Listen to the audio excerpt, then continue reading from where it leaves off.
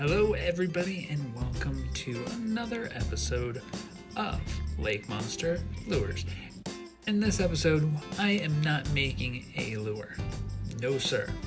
It is the winter time and I guess I could make a jig for ice fishing. However, I think I'm going to do a lot better if I attempt to make an ice fishing rod. So in this video, I am going to make my first ever ice fishing rod and then go out on the ice and see how well it does. I'm gonna go to the St. Paul Ice Fishing Show to get my gear to make this rod. Please hit the subscribe button, thumbs up if you like the video, and comment down below what do you want to see next in a Lake Monster Lures video. Let's get started. First thing we're gonna do is find the spine of the rod blank. 7, 6, 5, 4, 3, 2, 1.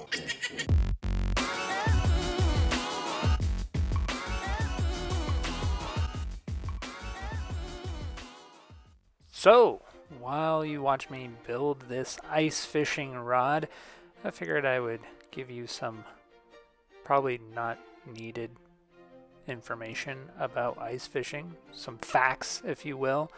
Yeah, so let's get started. All I did is I did a quick little Google, and I found these ice fishing facts. I'm just going to read it to you. Fishing is an extremely popular sport, and it's mostly popular throughout the summer months. However, it is also done during the winter. There are a few differences that you should know about between the two different seasons. Ice fishing can be split into 3 different methods. The first method uses small, light fishing rods, like the one that I'm making here, and it has brightly colored lures or jigs, and the lure is the bait that you will end up using with minnows or Euro larva is my preferred method. The angler sits at a hole in the ice and lifts the pole every now and then while bobbing the line, and then you try to entice, usually bait fish is what I end up catching, but you can catch like walleye, trout, bass, pike, you name it. The angler can also make use of a tip-up, which are made from wood or plastic, and there's lots of different styles these days, and I'm paraphrasing off the top of my head here. We've got like jaw jackers and iFish Pros and all these different things that people use these days. And lately, tip-ups have not been working very well for me in my neck of the woods, but it changes from lake to lake. And there's a spool of line that's attached to these. Basically, it's like a trap is what a tip-up is. And then there's a thin piece of metal that sits down and is connected to a spool. And then on the top is a flag. And then as the fish bites the minnow, which is your baited line there, the flag is then tripped. So then it pops up and everyone yells flag. And some people run to get it and others walk casually over to it. And then you kind of hand line them in. And it's a really fun way of catching fish through the ice. I really love it, and I wish my flag would go off more often.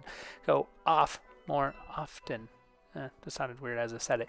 Anyway, there's another way of ice fishing which I would love to try sometime, which is in a dark house with a spear. So it's like spear fishing. You just kind of have a decoy, which maybe I should make a decoy at some point. I should try this. If you want me to make a decoy and go spear fishing through the ice, comment down below. Decoys may be deployed. The angler then peers into the water while holding a large spear. The fisherman waits for the fish to appear and then plunges the spear into the water. Well, technically, earmuffs, children, into the fish. You're killing the fish. That's why. It's not like catch and release. Ice fishing was first employed by the First Nations and other subarctic/Arctic cultures around the globe. The Ojibwe used ice chisels to chip holes in the ice. Early on, they employed the spear fishing technique, so that's an old school style, apparently. They also constructed rods as well. That is interesting. Soon, the First Nations perfected the jig and net technique, which ultimately changed the way that they fished. It allowed them to catch a great deal of fish in a small amount of time, and it also allowed them to set the net and perform other activities while they waited, pulling the net up later on at their convenience. This practice is still employed. Interesting. Whoever wrote this really liked using the word employed. The modern style fishing rod with reel didn't become commonplace until 1770. When it finally did, it changed the way fishing was done all over the world. Fishing line changed from hair and plant fibers to silk and eventually to monofilament, and now we have fluorocarbon and braid, and yeah.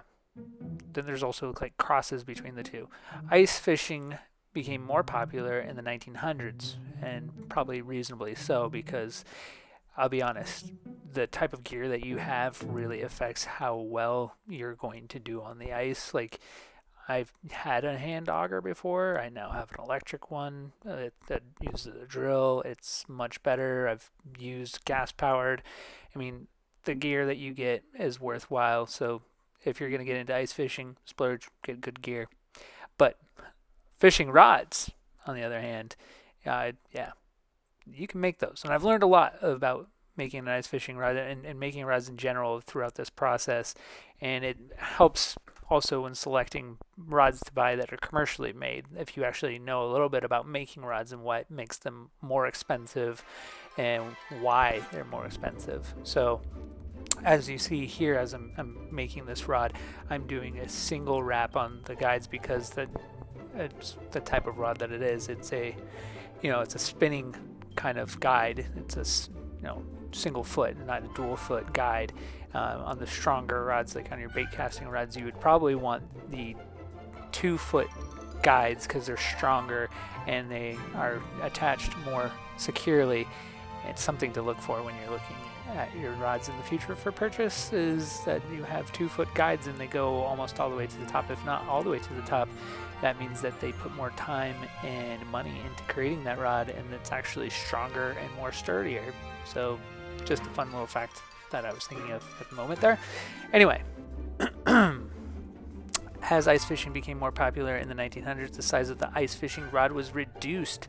It allowed the angler to both reel in the fish and look into the hole at the same time. Another improvement in ice fishing occurred with the invention of the threaded ice auger. In 1873, William A. Clark of the United States received a patent for an auger to bore holes in the ice. Prior models were slow and grinded down the ice. Clark's model allowed the auger to expel the ice easily, and his auger reduced the effort of drilling and was much easier than making a hole with a chisel. Jiffy Power Auger was developed in 1948 and then became widely available in 1951. The Power Auger, which allowed anglers to drill through the ice in seconds, meant that it was possible to drill multiple holes and spend more time fishing, because, believe it or not, drill a hole, you don't know if there's anything down there, unless you're fishing history, and even then, it's hit or miss. And if you're drilling holes by hand, that takes a long time, and you're going to sit there in the freezing cold, because back in the day, they didn't really have the sweet pop-up tents that we have now with heaters and all that. Man, that would have been difficult. You had to be a real player in order to get a fish back in the day, I'm sure. The beaver dam tip-up was developed in the 1930s and allowed anglers to maintain multiple hooks and multiple holes at once. More recently, in the 1980s, a man by the name of Dave Gens invented the first pop-up tent-style portable fish house. It makes it a lot easier and convenient to just go out and fish and not have to worry about the weather. And you only have to worry about wind, because that sucks when that thing goes flying away. So that does it for the fun facts. We're going to go ahead and start fishing with the new rod and see how it goes.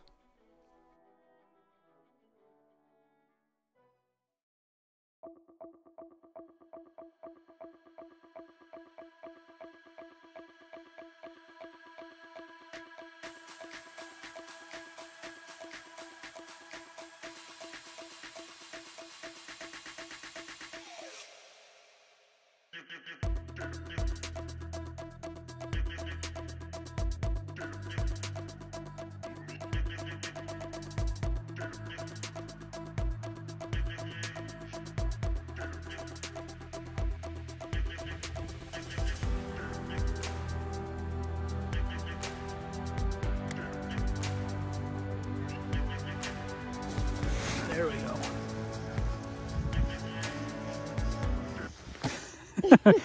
And there we have it. A giant, to say the least. I think he was on the entire time because my rod just kept like dinking around, but I just could not feel it.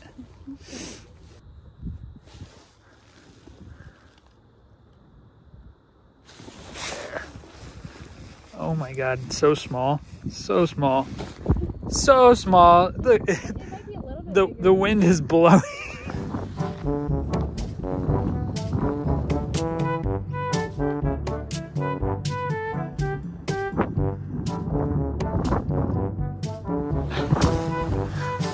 It's just crazy to me.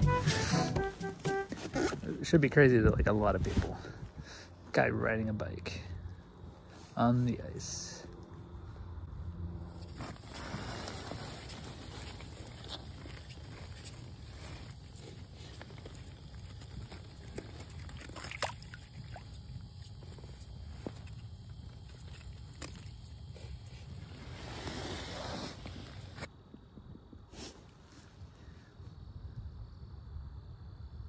Oh, missed a bite.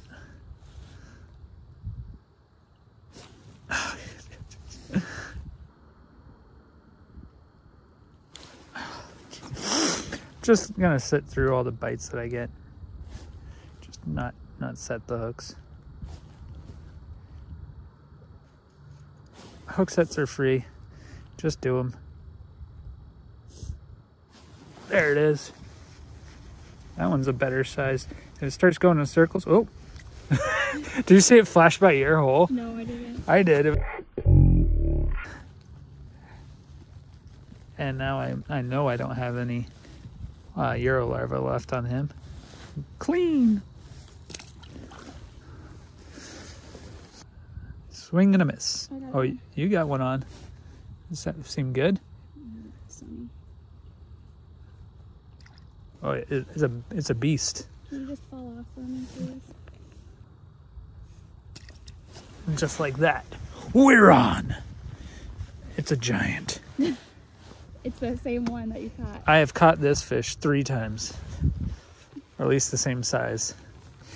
Hey, if I catch 3 fish like this and 1 big bass, I'm good. I'm okay with that. Sorry. Just bite size. Either that or I have giant hands. Alright. The hole went dead. That means there's a giant in the area. We got something good here.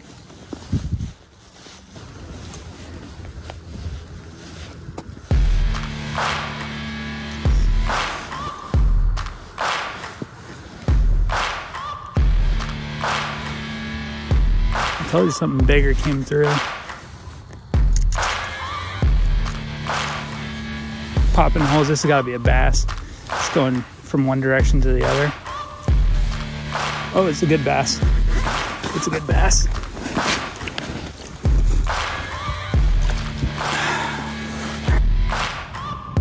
That's awesome. Look how he's hooked under the jaw.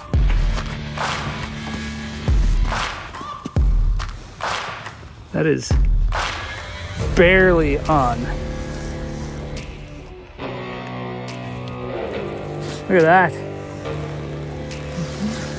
I'd say 3 pounds. 3 pounds at best.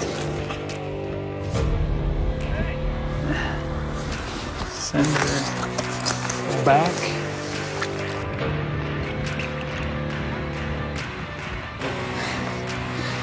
On the new custom rod. That's awesome. Alright guys, that's going to do it for this video. Thanks so much for watching, hitting the like button and subscribing. The rod turned out really well. In fact, I ended up making another one, but it snapped in half because I was an idiot and put it away wrong. Anyways, hit subscribe, hit the like button, stay tuned for the next video. It's going to be an ice fishing jig. It's really good. I'm excited for it. We'll see you in the next one.